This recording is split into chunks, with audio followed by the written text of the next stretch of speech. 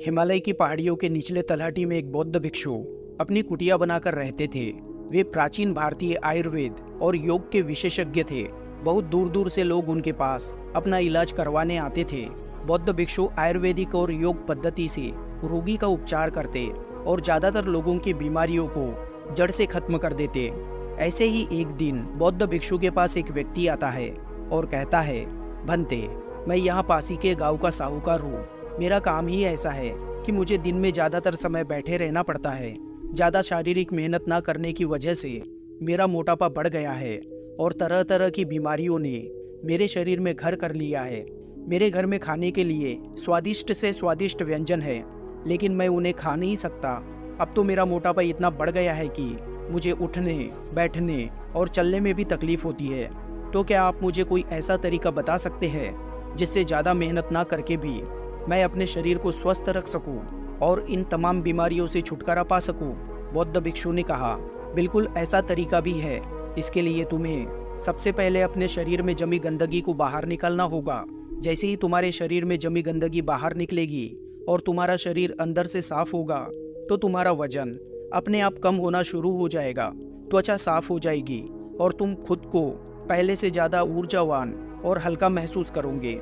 सबसे पहले तो तुम यह समझो कि जब हम कुछ खाते हैं तो उसका हमारे शरीर के अंदर जाकर क्या होता है। पहले तो खाना हमारे पेट में जाता है, जहाँ पर वह टूटता है। फिर हमारी छोटी आंत में जाता है, जहाँ से भोजन की जरूरी चीज़ें हमारा शरीर अवशोषित करता है। फिर बड़ी आंत से होता हुआ वह मल के रूप में शरीर से बाहर निकल जाता है। लेकिन क्या हर तरह के भोजन को इस चक्र को पूरा करने में एक समान समय लगता है? नहीं, फलों को लगते हैं लगभग 3 घंटे।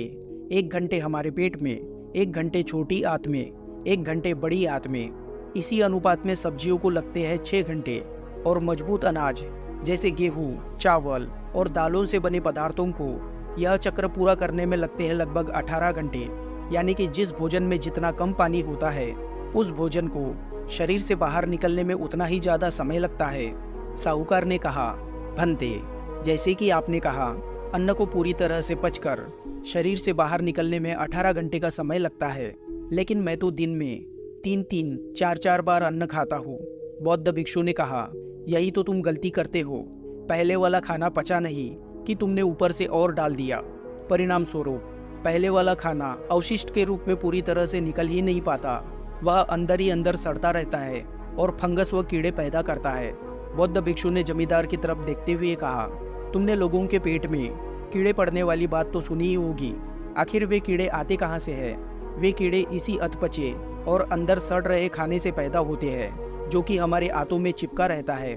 ये जरूरी नहीं है कि कल खाया हुआ भोजन ही तुम्हारी आंतों में गंदगी के रूप में चिपका हो सकता है कि साल भर पहले खाया हुआ भोजन का कुछ हिस्सा तुम्हारी आंतों में गंदगी के रूप में आज भी चिपका हो।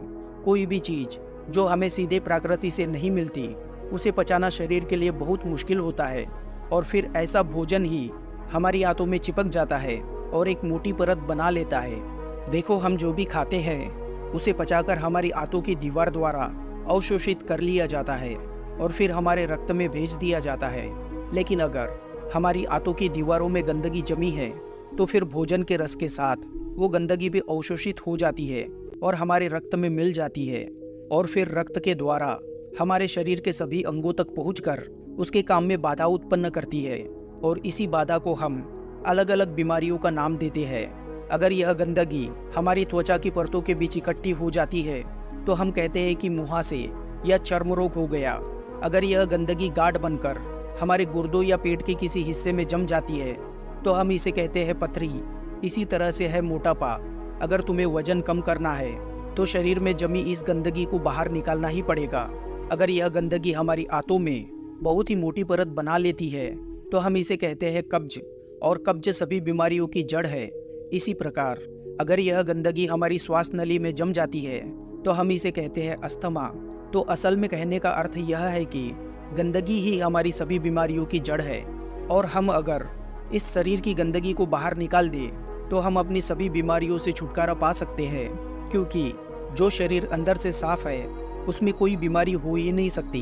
बौद्ध भिक्षु ने अपने शरीर की तरफ इशारा करते हुए कहा, हमारा ये शरीर इस प्रकृति की सबसे उत्तम बनावट और कीमती उपहार है। कुछ समय पश्चात हम इस शरीर को प्रकृति को वापस लौटा देंगे। तो हम सबकी ये जिम्मेदारी है कि जब तक ये शरीर हमारे पास है हम इसे साफ और स्वस्थ रखें और इसे वैसे ही वापस लौटाएं जैसे प्रकृति ने हमें दिया था। बौद्ध भिक्षु ने आगे कहा, लाखों सालों से इंसान सीधे प्रकृति से प्राप्त पदार्थों को खाते आया है, इसलिए इंसानी पाचन तंत्र भी इसी के अनुकूल विकसित हुआ है। यानी कि बना तो हमारा शरीर कच्चे प्राकृतिक खाद्य पदार्थ के लिए था, लेकिन अपने स्वाद के चक्कर में हमने इसमें बहुत सी गंदगी डालना शुरू कर दी है।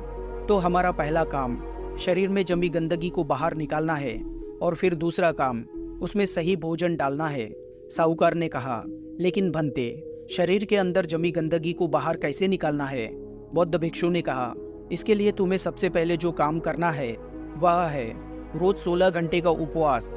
बौद्ध भिक्षु ने जमींदार की चेहरे की तरफ देखते हुए कहा, 16 घंटे के उपवास का नाम सुनकर डर मत जाना, तुम यह बहुत आसानी से कर सकते हो। देखो, जो शक्ति हमारे अंदर से गंदगी को बाहर निकालेगी, वजन कम करेगी, बीमारी ठीक करेगी, वह हमारे अंदर ही है। वह किसी दवाई या औषधि में नहीं है। और उपवास करके हम उस शक्ति को उसका काम करने का समय देते हैं। देखो, जब किसी व्यक्ति की हड्डी टूटती है, उस हड्डी को एक जगह पर स्थिर रखने के लिए, उसे आराम देने के लिए हम उसे बाहर से बांध देते हैं और कुछ दिनों के बाद वह हड्डी अपने आप ही जुड़ जाती है। ऐसा तो नहीं था कि हमने उस हड्डी को जोड़ने के लिए उस पर कोई दवा लगाई थी। तो फिर उस हड्डी को जोड़ा किसने? उसे जोड़ती है हमारे अंदर मौजूद प्राण शक्ति। यह प्राण शक्ति बहुत ताकतवर होती है। सोचो, अगर यह प्राण शक्ति हमारी हड्डी जोड़ सकती है तो क्या ये हमारे अंदर की गंदगी को बाहर नहीं निकाल सकती? तो क्या यह पथरी को नहीं तोड़ सकती? जरूर कर सकती है। जब प्राण शक्ति अपना काम करना शुरू करती है तो यह किसी भी बीमारी को ठीक कर सकती है, फिर चाहे ये बीमारी शरीर में कहीं भी हो और कितनी ही पुरानी क्यों ना हो। सबसे पहले तो तुम प्राण शक्ति के काम करने का तरीका समझो। प्राण शक्ति एक समय में केवल एक ही काम को अच्छे तरीके से कर सकती है, या तो भोजन को पचाने का काम या शरीर की आंतरिक मरम्मत और इलाज का काम।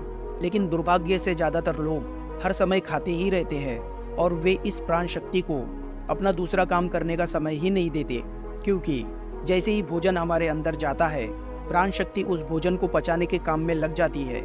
हमने सुबह नाश्ता किया, प्राण शक्ति उसे अच्छे से पचा ही नहीं पाती कि हमने दोपहर का खाना खा लिया, वह भी नहीं पचा।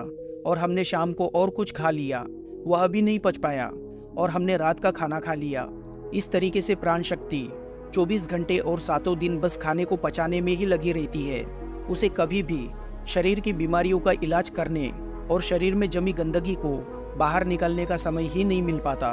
तो अगर हम चाहते हैं कि प्राण शक्ति हमारे शरीर पर भी काम कर सके, तो रोज हमें कुछ समय के लिए उसे भोजन को पचाने के काम से मुक्त रखना होगा।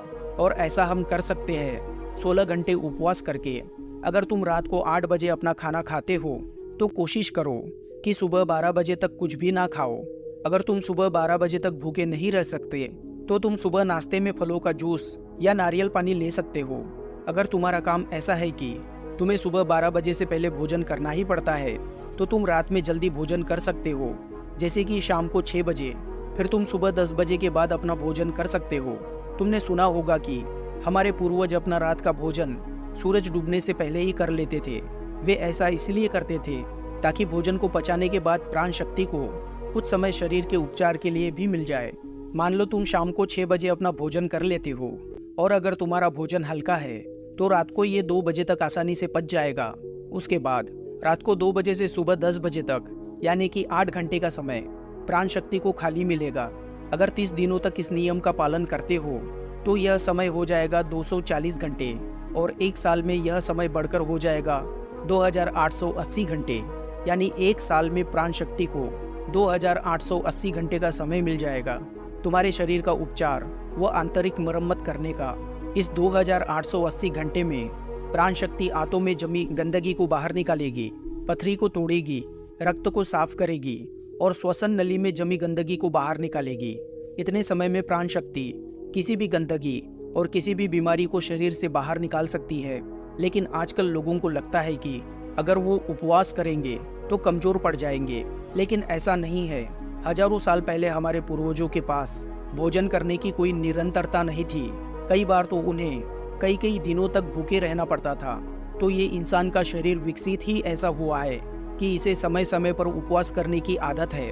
अजीब बात तो यह है कि हम हर समय कुछ ना कुछ खाते ही रहते हैं। हमारे कुछ बुद्धिजीवी पूर्वज इस बात को समझते थे कि अगर किसी व्यक्ति को उपवास करने के लिए कहा जाएगा तो वह नहीं करेगा, इसलिए उन्होंने उपवास को धार्मिक और रीति रिवाजों से जोड़ दिया है ताकि लोग समय समय पर उपवास करते रहे।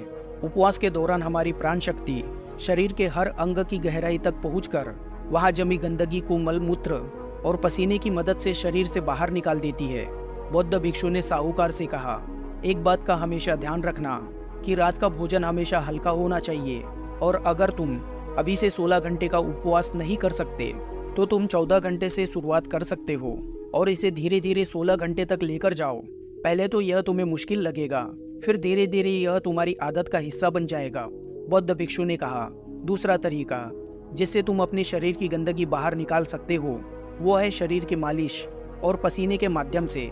जब हम हफ्ते में कम से कम 3 बार तेल से शरीर की अच्छी तरह से मालिश करते हैं तो इससे हमारे रक्त की गति तेज हो जाती है और यह गतिशील रक्त अपने साथ नसों में जमी गंदगी को बाहर गुर्दों तक ले जाता है, जहाँ से इस गंदगी को मल मूत्र के द्वारा शरीर के बाहर निकाल दिया जाता है। इसी प्रकार जब कोई व्यक्ति कड़ी मेहनत करता है तो उसके शरीर में जमी गंदगी और चर्बी पसीने के रूप में बाहर निकल जाती है। बौद्ध भिक्षु ने आगे कहा, स्वस्थ रहने के लिए शरीर से गंदगी निकालकर उसमें सही भोजन डालने की जरूरत होती है। अब मैं तुम्हें भोजन के 3 नियमों के बारे में बताने जा रहा हूँ। पहला नियम, अपने भोजन में कम से कम 40 से 50% जीवित भोजन शामिल करो। फिर चाहे ये फल हो, हरी सब्जियाँ, सूखे मेवे या अंकुरित अनाज, कुल मिलाकर यह पका हुआ नहीं होना चाहिए। ज्यादातर लोग मरा हुआ भोजन खाते हैं और फिर वे स्वस्थ रहने की उम्मीद करते हैं। मरा हुआ भोजन करने का अर्थ यह है कि हम एक मृत वस्तु से जीवन निकाल रहे हैं। पहले तो ये हमारे शरीर से ऊर्जा लेता है, फिर ये हमें ऊर्जा देता है। भोजन को पचाने के लिए सभी जरूरी पाचक रस सिर्फ शरीर में ही नहीं होते, ये उस भोजन में भी पाए जाते हैं। लेकिन जब हम भोजन को पकाते हैं तो उसमें से बहुत से जरूरी पाचक रस नष्ट हो जाते हैं, और जब हम बिना पाचक रस वाला भोजन खाते हैं तो हमारे शरीर को वे सभी पाचक रस फिर से बनाने पड़ते हैं जो नष्ट हो चुके हैं। बौद्ध भिक्षु ने कहा, दूसरा नियम, शुद्ध शाकाहारी भोजन करो, यानी ऐसा भोजन जो पेड़ों से आता है, ना कि जानवरों से। मांस, मछली या अंडा बिल्कुल ना खाए। प्रकृति ने हमारे शरीर को जानवर खाने के लिए नहीं बनाया है। तीसरा नियम, बासा या बहुत देर से रखा हुआ भोजन न खाए। आयुर्वेद में लिखा गया है कि जो भोजन पका हो उसे पकाने के 1 पहर यानी 3 घंटे के अंदर खा लेना चाहिए, लेकिन 3 घंटे के बाद वह भोजन तामसिक हो जाता है, उसमें से प्राण जाने लगते हैं। इसीलिए भारतीय योग संस्कृति में यदि पका हुआ भोजन 3 घंटे से अधिक देरी से रखा हुआ है तो उसे खाया नहीं जाता। हमारे पूर्वज भी इसी नियम का पालन करते थे, इसीलिए भोजन चूल्हे से सीधा उनके थाली में आता था। लेकिन आजकल ज्यादातर लोग सुबह का भोजन शाम को और रात का बचा हुआ भोजन सुबह करते हैं और बहुत सी बीमारियों को निमंत्रण देते हैं। बौद्ध भिक्षु ने साहूकार की तरफ देखते हुए कहा, अगर तुम इन नियमों का पालन करोगे तो तुम्हारी बीमारी भी ठीक हो जाएगी, तुम स्वस्थ रहोगे और कभी भी बीमार नहीं पड़ोगे। दोस्तों, आशा करते हैं ये कहानी आपको अच्छी लगी है।